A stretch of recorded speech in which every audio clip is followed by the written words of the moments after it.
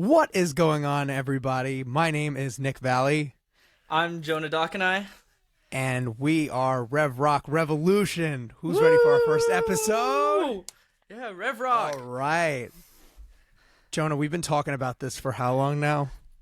It's been a while, at least I think a couple of months when we brought up this idea. Yeah, I've wanted to do this forever. I've always wanted to do a podcast just in general, and I think that this is going to be the craziest podcast ever. Yeah, this is gonna be so. Dude, there's fun. like nothing like this on the market. There is nothing like this on the market. Yeah, and this is just Yeah, man. You Go want for it. Oh, I was gonna say this is. Oh, pretty we're much starting how off real great. Yeah, we're doing so good. As you can tell, we're professionals at this. We definitely yeah, been doing the this train for- going by near me. That we're real experienced at this. Jonah, what were you going to say before I so rudely interrupted you? Well, what I was gonna say, this is pretty much just stuff that we talk about on the daily. So it's gonna be Yeah, I mean, we're basically just inviting you. Like Jonah and I talk on a daily basis, and we're basically just inviting you into that world. So we're super excited. yeah. By the way, I just want to mention before we start that we are literally like on opposite ends of the country. This dude's in Yeah. California. I'm in New York. So you're getting the full scope of rock for the entire nation right here. East Coast and West Coast rock. Oh yeah, coming together. Should we get into Which, by the who way, we are? is- And Yeah. Let's do it. Yeah, let's do it, man. Okay. Do you want to start, Jonah? okay, yeah. Okay, so my name is Jonah Dacanay again, and I'm in a band called Jinx, spelled JNX. And I started this band with my brother, my little brother Xavier. Let's see, how long ago? It's been a while, maybe like 8 or 9 years ago. We started doing covers, and then over the past couple of years, we've been starting to write more original songs. And yeah, we're on Spotify and everything. Our Instagram, Facebook is all at Jinx_official band if you want to follow us there. And yeah, Nick, why don't you definitely tell? should. They are like the most awesome band.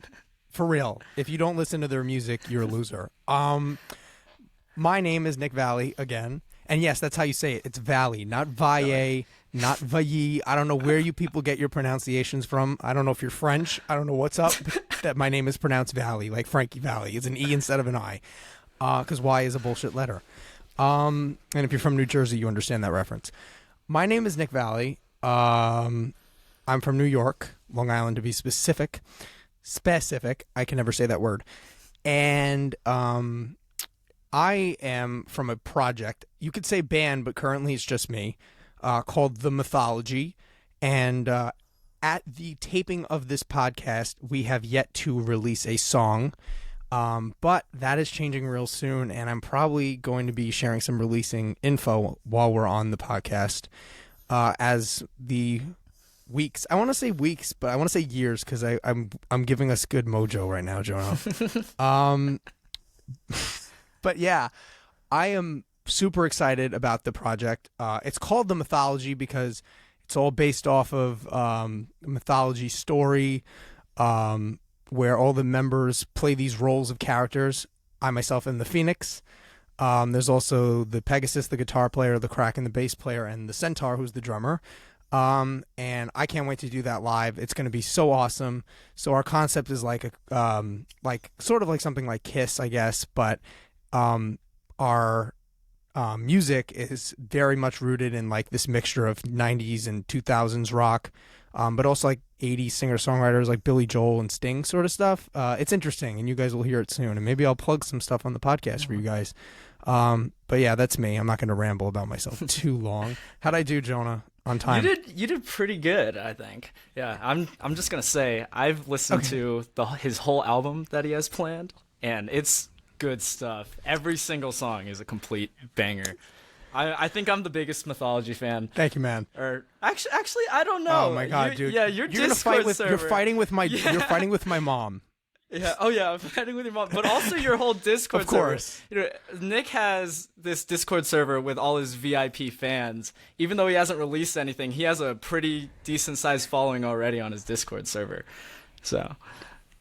Oh yeah, and if you're watching this, you should definitely join that because it is the most fun time you will ever have. Jonah has a Discord server as well, and he's building it up. Hey, Jesse. There's my youth coming out. Listen, Jonah is building a podcast, and he is. This is the podcast. This is the he's podcast building that a we're Discord building. server. We're great at this. We're so Jonah good. is building a Discord server. Okay. Jonah is building a Discord server himself, and it's just starting up. He just started it recently, but it is so awesome, and you need to join it because he has a secret vault with recordings from years and years ago. Dude, this guy when is I a was like legend. 14. If you haven't heard Jonah play the guitar, if you have not heard Jonah play the guitar, then you are seriously missing out on life. He is one of my favorite guitar players by far. He is phenomenal. He's up there with the GOATs. Yeah, you definitely check him out. He is so awesome. And the reason we came together to do this is we have a common goal for Rev Rock, which we will get into in a second. Before that, I'm sure you're all wondering, how the hell does this guy in California and this guy in New York, how the hell do they know each other? Jonah, would you like to elaborate and explain? Yes. So, after I graduated high school, I really wanted to work on my music career because during school I felt like I was too busy and didn't get to work on my music, and music's always been my passion for my entire life. And so I joined this program called Music Career Accelerator. And in that program, I met so many amazing artists that were trying to learn what they had to do to get to the next level. And in that program, I met this wonderful person, Nick Valle, who's been in the program a lot longer than I have. Thank you. But you can elaborate more on the program. I've been in that program for a long... Yeah, man. That he's been in the program for... I mean, we just connected instantly. Like, let's put it this way. Jonah and I met, I want to say, like 4 or 5 months ago, maybe-ish, around... Something. I think something so? like that. It's been a while. Let's put it this way. For the amount of time that we've known each other, you would think that we've known each other our entire lives. Like, we are, like, twin brothers, best friends. Like, this is, like, the fastest friendship I've ever had in my entire life. So I do want to thank Music Career Mastermind for bringing us together, because that would not have happened. Plug, shouting you out. Yeah. Yeah, Melissa Mulligan. She's awesome. But I definitely... I have to thank the program because I met this awesome, wonderful, talented guy, Jonah. And I've been there for a while, actually, since like he said, 2020, something like that. But it has not been the same. It did not rock like it does now because of Jonah. So yeah, that's how we met each other, if you were curious. Yeah. You're probably all wondering, what the fuck is Rev Rock? Well, it's a very simple thing to explain once we get into it. Do you want me to do it, or would you like to do the honors, Jonah? Yeah, you could explain with it. This started with this whole idea was started by Nick, and then when he told me about it, I was like, yes, I want to be included in this. Yeah, Jonah was the first person I went to about this, because he is the person I knew would understand it better than anybody else. And I'm so glad that I chose him, because I was right. Like, his vision is right on mine, and we are ready to do this thing together. So Rev Rock is basically the new music scene of this generation that we are starting ourselves as artists. I mean, if you think about what happened in Seattle with grunge in the 90s, or, you know, the hair metal on Sunset Strip in the 80s. It's Bay Area exactly thrash. that, except we're doing this nowadays. Yes. I can't believe I forgot Bay Area. Bay Area thrash, of course. And there's so many others that happened. I think there was a punk scene in Chicago. There were a lot of things that have happened. And what is happening now is that we are starting the first ever online virtual music scene for rock music. And we are calling it Rev Rock because we are not only revitalizing, but we are also, like you can tell in the podcast, starting a revolution. And together, that is Rev. And of course, we are rock artists. That was weird. I phrased that like, I phrased that like Veep. I don't know if you've ever seen that show, but just side note, like, because we are Rev Rock because we are Rev, and because we got we Rev are and rock. No, we need a meme. But of in all you know the pen pineapple apple pen.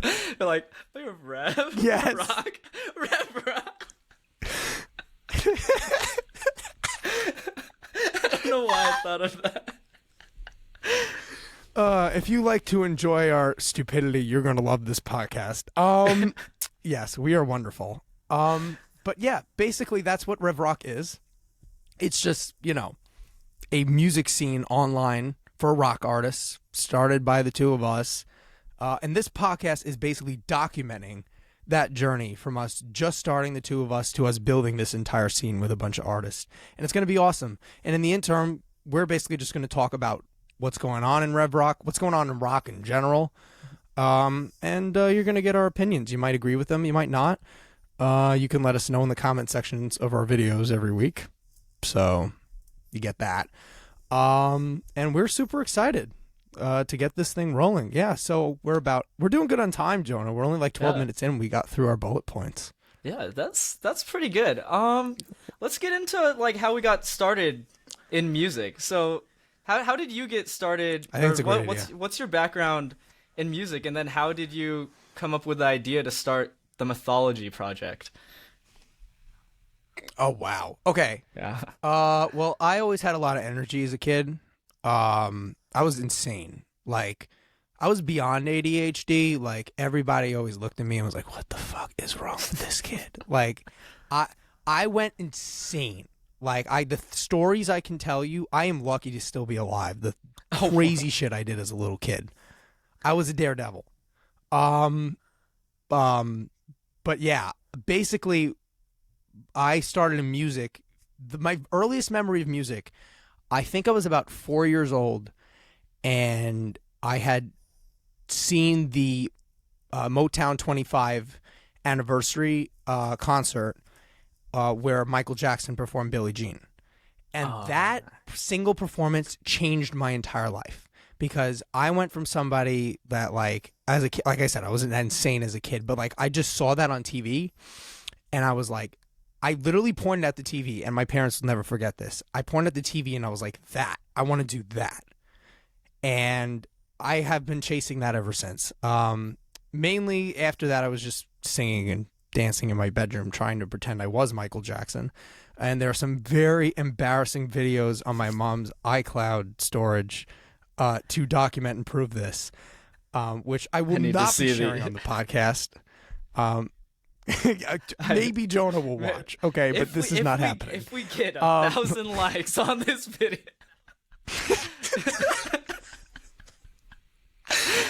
Is that what we're doing now, Jonah? We're becoming those people? If this video gets 1,000 likes, I will jump into a... Nick will share his videos of him embarrassingly... Yes. Yeah. Yeah, I will. Okay, fine. If we get 1,000 likes on this episode, I will share embarrassing videos of me as a kid pretending to be Michael Jackson in my bedroom with puppets. That is real. That is all I'm going to say. I went through my ventriloquist phase, by the way. It's extremely embarrassing. I am a terrible ventriloquist. And you can imagine me as 10 years old trying to... Yeah, I was awful. I was awful. Okay, but listen... I was 10. You have to understand. But yeah, I basically had focused that energy in my bedroom until I got this flyer one day from my school that the town was doing like a musical. I have like the least. I just want to say I have like the least rock background story of all time, like Michael Jackson and musical theater. I'm just gonna say that. But I got this thing in the mail for and I was like, Mom, I think I want to try this. And at the time, I had just seen the movie Jersey Boys, and that was another pivotal moment for me where I was like, this is super cool. Like, I would love to be able to do something like that.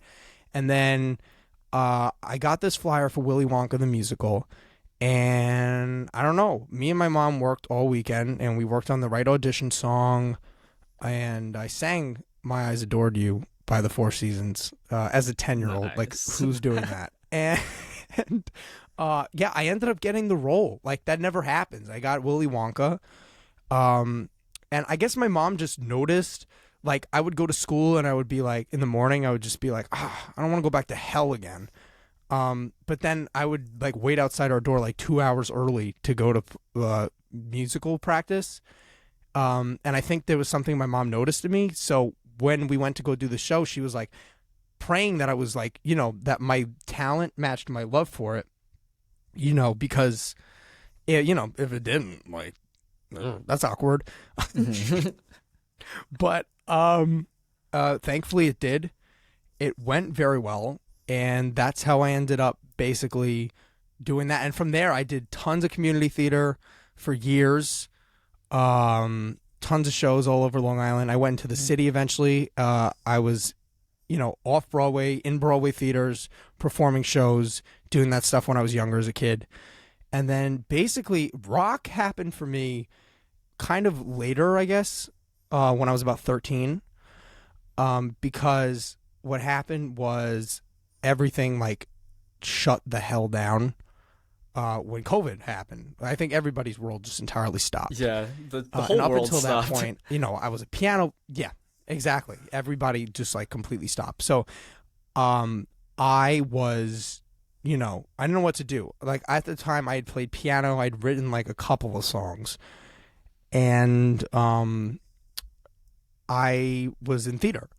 And then when everything shut down, my mom was like, okay, we need to find you something to do. Like, you're not just going to, and she was right. Cause knowing me, like I would have like driven myself crazy. So, I picked up a guitar. I took a Keith Urban course and I learned 30 songs in 30 days and I learned how to play guitar that way. And from there, I started writing music more, and cause theater wasn't an option at all. So I started like really getting into music. And at first I wrote like these like pop rock-ish kind of songs. It's like, I guess you could say it's like, I guess like a Rick Springfield kind of vibe to them. And I that music is out, by the way, under my,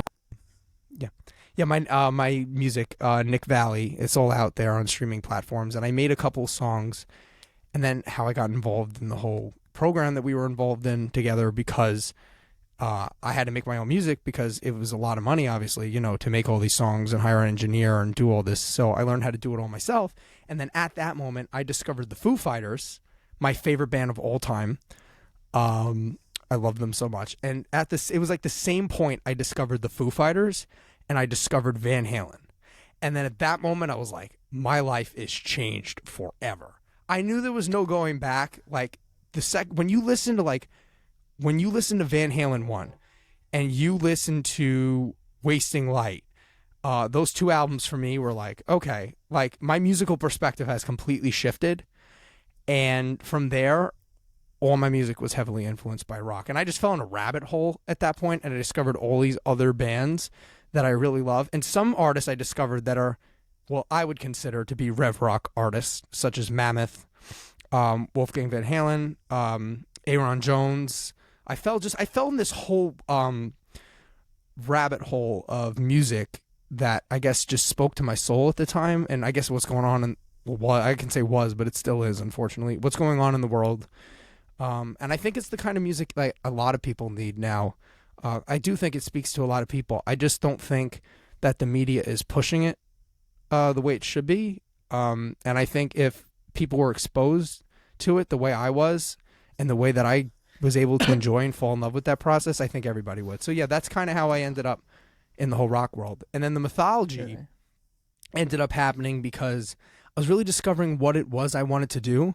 And going back to my musical theater background, I was like, I want to put on a show for people. I don't want it to be just like simple, whatever. Like I want to do something that like everybody's like, I've never seen that before. What is that? That is the greatest thing I've ever seen. So I wanted to put on this whole spectacle. And of course, musicals, people play roles. They play characters. There's a whole storytelling element to it. And that's what I wanted to incorporate. And about the same time, I was taking a mythology class as a high school elective. And I was really into it. And I kind of just combined those two things. And it kind of just happened organically, honestly. The whole thing did. And that's what I love about it, is the one thing, like the first thing in my life where I'm like, it's so natural. I never had to work at it. I've never had it. It was your calling. I've fallen in love with it, and I can't go back. Exactly. Yes. I know I'm in the right place in this industry, and I'm sure you feel the same. I would love to hear about your story, because honestly, this is the one thing Jonah and I really haven't gotten into that much, and I would really, really love to hear this. It's kind of funny that, because Nick and I have talked about this, and that's why we joke that we're kind of twins, because our mindsets and kind of our upbringings are kind of similar from what we talked about, like music wise.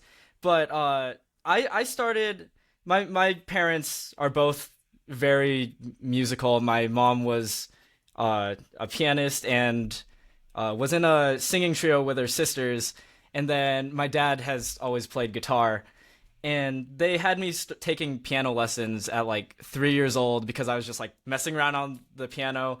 I think I was trying to learn like the theme song to Thomas the Tank Engine by ear. So I was just like doing it here and there. Like once I was like, okay, that note sounds kind of right. And then, my mom would help me out, because she didn't want to hear like a ton of random notes being played.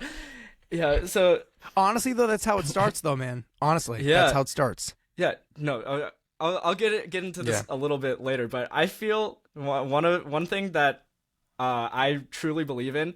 I don't believe talent exists. I believe that what people consider talent is just people's determination and hard work. Because everyone you hear that's talented, they've put hundreds of hours of work and put an effort to reinvest in themselves and just learn everything they need to know to cover their bases. But back to... I totally agree. I think I just want to say real quick, I don't mean to interrupt you, but I think that certain people have like an inclination for music, but nobody's professional level ever, just right out of the box. I totally agree. It's like that Steve Vai quote. I think he said something like the more and more I slowed everything down and I practiced note by note, bar by bar. And I thought to myself, wow, I think anyone can do this if they just put in the time and effort. And that's exactly what you're saying. So, yeah. Yeah. So back to my, how I came about doing Jinx. I started taking interest in guitar at the age of 5, started learning classically. And like I like playing music and doing the classical stuff, but like I didn't like really feel it, you know? It's like kind of just this thing my parents forced me into. But then I started taking lessons with this one amazing musician named Adam Burns, which really kickstarted my inspiration to playing my own music. And because what he did, which was different than my previous music teachers, was he was like, instead of me going in there and then it was like, okay, play your scales and like here's a classical piece, he was like, what do you want to learn? So I was like, I want to learn Detroit Rock City by Kiss. And then so that's kickstarted my greatest answer, by the way. Greatest answer. No, I actually have a funny story about how like my whole about how I discovered Kiss. It kind I'd love to hear this. It reminded me when you said that you were about the Michael Jackson thing watching on TV. So my family and I were watching American Idol, and I was probably like 5 or 6 years old. And then when I saw Kiss play with Adam Lambert, and they're like coming down the poles and like the all the like pyrotechnics and stuff, I pointed at the TV and I was like, dude, are we like the same person? That's what I want to do. We're literally the same person. What the hell? Dude, I just want to say, that guy's American Idol journey changed my life, but that performance with him, like when they smash the guitars and he hits that really high note at the end. That's insane. That was like a pivotal moment of my childhood. Yeah, that's what made me want to become a rock artist. Like I was like, I want to do that. I want the fireworks going on everywhere. I want to be sticking out my tongue and snarling at the crowd, play guitar behind my head and stuff. Yeah. Oh, Gene Simmons. Gotta love that guy. Yeah. Yeah, man. But you were saying like, unconventional lessons. Yeah, I definitely didn't come up in that background. I had the piano teacher that slapped my hands when I played it wrong with a ruler. So you're lucky. You're a lucky motherfucker. Yeah, but tell me more about that. Yeah. So in another thing that I liked that my music teacher Adam Burns did is he did these student shows like twice a year where you got to pick whatever song you wanted to play, and then you would perform it for all the other students' parents. And I live in a small town in California, right outside of Yosemite National Park. So the community's really tight-knit, and whenever there would be an event, the whole community would come out and watch these things. So you're playing for like 200, 300 people, and all of them like your families know and stuff. And it just feels good to hear the crowd cheer after you play a song. And yeah, and that really inspired me. And then my music teacher was like, "Okay, you're pretty good at learning songs, but what if you started writing your own music?" And then started writing some songs. I hate writing lyrics still to this day. Me too. Yeah, me too. It's the worst. When they come out at the end and they're fun. super poetic. It's the best. But when you're doing it, it's the worst. Yeah, and so many of my songs I still feel like have cringy lyrics. But like when I have other people check them, they're like, "I actually really like that line," and I was like, "Really? I kind of hate that." And one of my songs, I have a line. Yeah, I know I'm with you. Yeah, I don't know if you heard this line in my song "Pretty Little Lies," Nick. But right before it goes back into the final chorus, it says like, all the little things make me messed up like crocodile, because I couldn't find another word to fit, so I just said crocodile for no reason. I love it. It's great. Dude, that's like one of the best moments. Like by the way, I just want to say Jonah's music is like, that's my shower playlist, just so you know. And I'm like belting those songs. But like, that's me in the shower, like, mess up crocodile. And I'm just like, the whole house hears me. It's like, that's my moment to shine with that lyric. That's the best. That song's awesome, by the way. You should stream it. Yeah. If you're watching this. Yeah, and so, okay, wait, where was I? Okay, yeah, student shows. And you then had a good teacher, unlike me. Yeah. A good teacher. Yeah. And then from then on, I was just like deep diving into music. Van Halen was one of the game changer albums as well for me, because I was going through my dad's record collection, and I pulled out Van Halen 1 in 1984. And put those both in, and I was like, "This is what all music should be, just pure." Yes. Just dude, pure music. I have to show you real quick. Keep going. I gotta show you. Yeah. So after Van Halen, then I was like into Metallica, and then went down the thrash route, and then went to Slipknot, and just trying to take in as much music as I could. My parent. Oh, there it is. Best route. Dude, this record is so freaking perfect. We're gonna have to do a record collection episode, by the way, just in the future. Yes. But this, like I said, dude, can we talk about this back cover, because no one sees it, because no one makes physical copies of music anymore. That's a problem. I'm just gonna say that, and we're trying to bring that back too, because I know we're bringing the old into the new generation, and we are blending them together. And that, I think, is what's so magical about this. But back covers, let's bring big back covers, because can we talk about this for a second? We need back covers back again, because back covers back again. That's like that makes total sense. Yes, I'm using that. But I just miss like how on albums, like you have all the credits on the back here, and like we're bringing that back for sure. That's happening. Yeah, that's the best thing. I was having. I feel like I keep interrupting you. I'm so sorry. Oh, it's all good. I feel like that's pretty much the end, because I through my guitar teacher and those performances, I started my band, and then pretty much the whole community of my town have been like really really nice and very supportive of us doing music. Like anytime I step out of my house and into town, I'll see someone that I know from doing the community. They'll ask about my music and they're like so excited to see where you end up. And I feel like having those communities and having that support, that is super important when you're an upcoming artist and trying to make it, like Nick and I. Yeah, Nick, your family's very supportive of your music career as well, right? Yeah, extremely, definitely. Yeah, Yeah, for sure.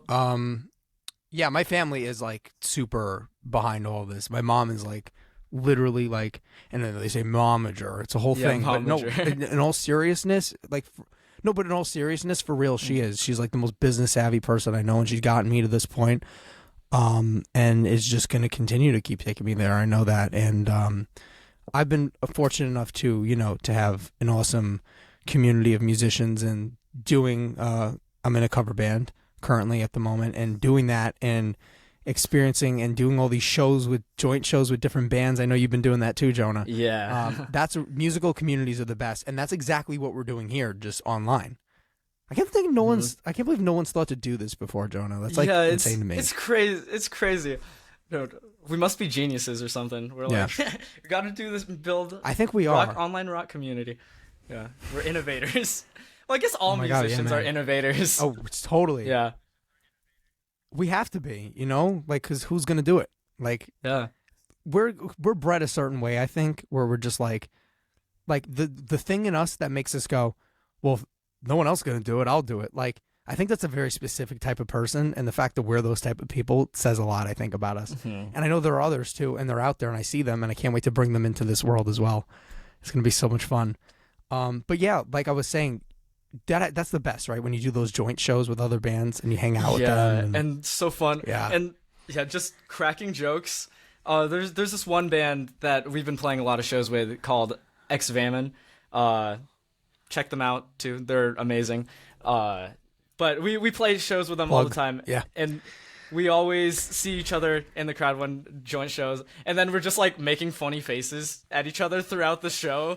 Like we'll just like if there's like a musical interlude, we'll go over to the side and then just like we're like or like There's this one joke that sometimes we do where we just run up to like the front of the stage and we're like, oh my god, it's X-Vayman! Or they come up and they're like, oh my god, is that Jonah Dacanay from Jinx?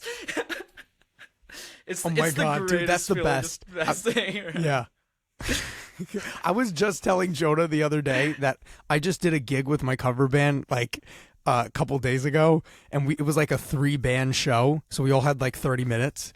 And all of a sudden, I hear everybody, all my friends in the other bands in the audience, just like in the back yelling like, "Have my kids!" And I'm just like trying my best not to lose it, dying in laughter on stage. It's the funniest thing. Uh-huh. And they're moshing, full on moshing in the front row. Like, it's so much fun. Yeah, I love. By the way, how fun is that when you get the audience to like go freaking crazy and like sing every lyric? Like, that's nuts. That is one of the craziest things. I remember we were playing at this. We were playing the Fresno Fair one time, and then I saw one of my friends I hadn't seen for a long time, and we were playing one of our original songs. I think it was Red Parade, and she was singing every single lyric. Like, even though like we were friends, like we hadn't seen each other for a while. And she was singing every single lyric, and I could tell like she truly loved that song. It wasn't just like, not just because we knew each other, but she actually genuinely loved the song. And that was the craziest thing. And it's just like yeah, it's nuts. Yeah, and every show after that, it's just like one or two more people here and there. I see them like singing the words, and like Psycho, our latest single that we released. People love that song when we play it live, and like because that chorus gets stuck in their head, and I see so good. It's so that good. all the time. I find myself singing that to myself all the time. Can I just say that? Yeah. On like I will say on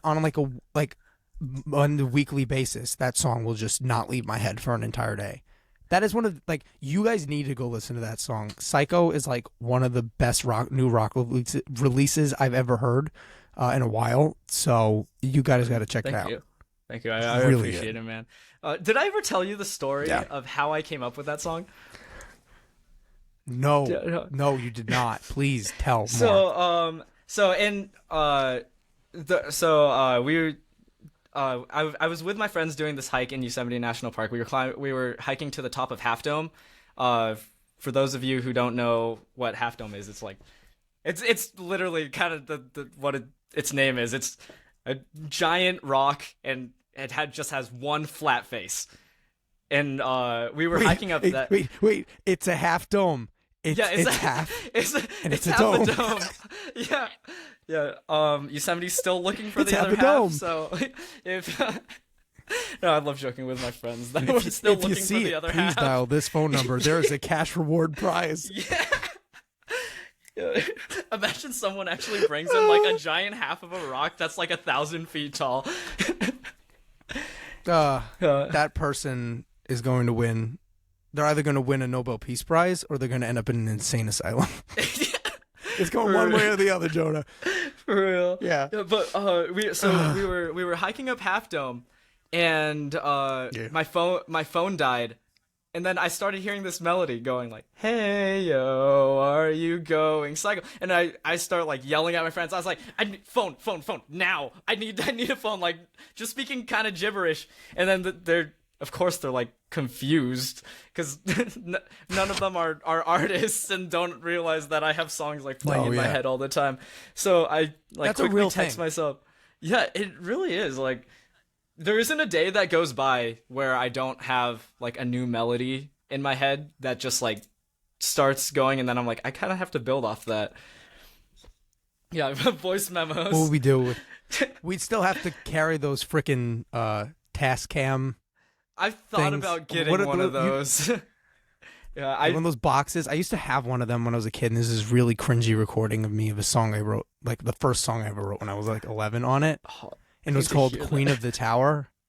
And the lyrics were like, yeah, when I see you, it's a perfect shower because I'll normally just see you in an hour because you're the queen of the tower. Yeah, I was a brilliant lyricist. That's better than my first lyrics. I'll let you finish and then I'll explain what my first song was. Oh God, yeah, no, there was some sort of lyric about something like, when I see you, you're my little candy cane, but I love that lyric. I'm not perfect, but I'm something like Bruce Wayne. I love that. I'm not joking. That's legit for real. I'm not kidding. Oh my God. Yeah, no, dude, I have to hear this. What are your first lyrics? Okay, it's like story time, our first lyrics. Story time.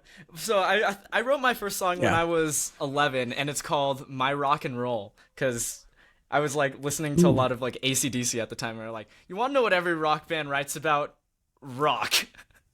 So I was like, okay. And I was like, so first song, My Rock and Roll, it goes, rock and roll, guitars are loud, the drums will make you dance around, bass will keep you on your feet, get up and dance to the beat. That is beautiful. That is just beautiful. I love that so much. And then we couldn't come up with a chorus, so we just screamed. See, what did you say, man? Dude, we work at this.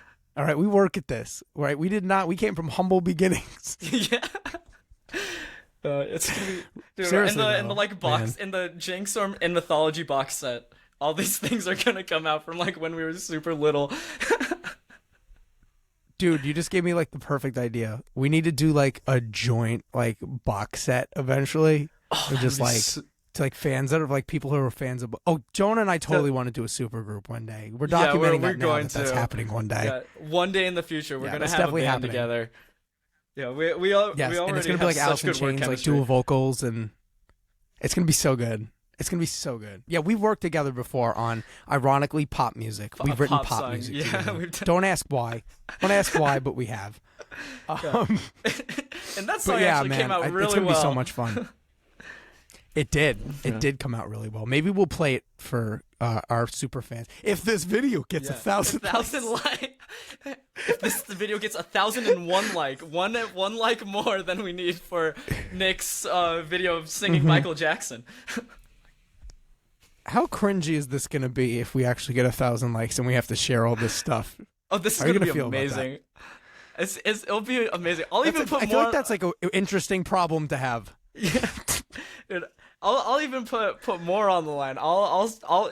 So Nick's not the only one releasing something. There's this video of me when I was like 6 years old, and my brother was like probably 2. He was in a car seat, and Detroit Rock City's playing on the radio, and I'm singing along to it while reading like this math book that I got in kindergarten. So I'll share that as well. Oh my god. Okay, good. We're evening the playing field a little bit, all right? Jonah was ready to just put me on a stake, man. Dude, that was cold. I was like, why the fuck am I up for everything? Why is my ass on the line every time? Hey, whatever for the views, this man. is too good. Here, whatever we can do for the views. All right. I mean, I think that kind of concludes what we wanted to get done in this episode today. I think we got a little bit off track sometimes, and that's definitely going to happen. Keep happening. Yeah, that's going to happen with us normally. Yes. But I hope this like helps you understand who we are and gets you hyped and excited for everything that's to come. And in future episodes, we'll probably have debates about bands. We'll probably talk about new releases, what's going on in rock right now, drama. It's all going to be fun. But I'm super excited for everything, man. It's going to be great. Same here, man. This has been a really fun time talking with you. It just goes by. Like, how did 40 minutes just like... Yeah, for real. It's crazy. I feel like this normally happens with us. We just go on and on. It does. Except now we're filming it for other people's enjoyment. Hopefully enjoyment. I hope some people just might be like, these fucking morons. I'm ready for the hate comments. I've learned that if you get hate comments, that's a good thing. That means you're onto something. No, if people hate you enough to say something, that means that attention is attention. I'm sorry. Exactly. Yeah. that reminds me of one more thing before we end this thing. I have one video on my Instagram that's been kind of popping off recently. And I made it for one person, and they were wondering how to do those dime squeals with the whammy bar. And I made it just for that one person. Yeah. Started blowing up. It's like at 60,000 views or something. But so many people in the comments are debating. They're like, Dime didn't invent that. Why are you calling it dime squeals? I'm like, because that's what I learned that the technique's name was.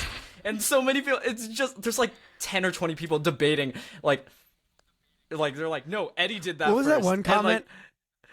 Dude, there was this one comment in there. Somebody commented like something like the only G string I'm gonna pull off is your mama's. Oh yeah. And do you remember what I said to him? Yes. You remember what I said to him? Yeah, you said something along the lines of, I bet you've never met a woman before. That's how we be with each other, man. We gotta represent each other. We gotta fight for each other. We have nothing if we don't have each other, honestly. Exactly. Kumbaya. You can say whatever you want, but like, in all honesty, that's what Rev Rock is about too. We need to come together. I think the biggest problem, and I think why rock has been very disjointed, because it's very community oriented, and I think we've lost that aspect as we fell into like the virtual world. I think this is a good point to close on. Yeah. Is that I feel like we need to bring that back, and that's what we're doing here. So I'm super excited about everything that we're about to do. It's super cool. I 100% agree with you, because nowadays all the bands are kind of just going on their own, and then once they get to like that high level, then they're making all their contacts of other bands, and then you see them going on tour with the same people. But having that community, they like created really like it's an elitist group. But having that community, one, it really inspires you, and like like Nick and I keep each other on task all the time and check in on how what we're All doing. the time. Yeah. But so yeah, it's just nice to have people to talk to that are going through the same thing that you're going through. They have the same goal. They have the same passion. They have the same drive, same mindset. Yeah, and you're all just going to push each other forward. Exactly, man. Dude, I couldn't have said it better, and I don't think we're going to top that. So this has been a great time. I cannot wait to do it again. Signing off, Nick Valle. Jonah Dacanay. We're Rev Rock. All right. Rev Rock Revolution. Until next time, everybody, stay safe. Keep on rocking. Peace.